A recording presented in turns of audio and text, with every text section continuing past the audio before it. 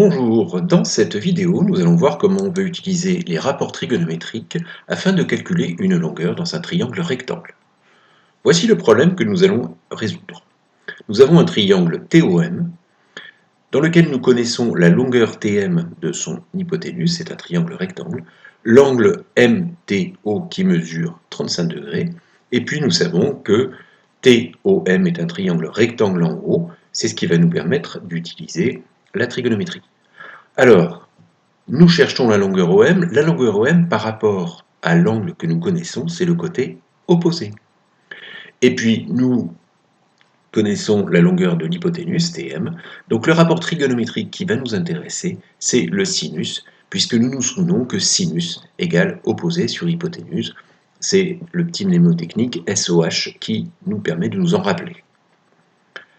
Alors, pour résoudre le problème maintenant, les choses sont assez simples. On a identifié ce qu'on allait faire, il ne nous reste plus qu'à écrire proprement les choses. Première chose à faire, rappeler que le triangle TOM est rectangle en haut. C'est ça qui nous permet d'utiliser des rapports trigonométriques. Et nous savons donc que dans ce triangle, le sinus de l'angle MTO est égal au rapport entre la longueur du côté opposé et la longueur de l'hypoténuse. Nous pouvons donc remplacer par les valeurs que nous connaissons. Sinus de 35 degrés est égal à OM sur 9. Et maintenant, cela signifie aussi que OM est égal à 9 fois sinus de 35. Il ne va plus nous rester qu'à procéder au calcul. Pour cela, nous allons évidemment utiliser la calculatrice.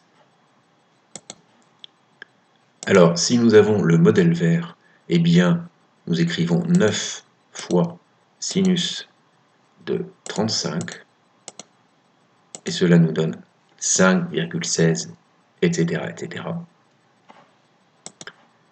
Et avec le modèle bleu, eh bien, nous écrivons toujours 9 fois sinus de 35,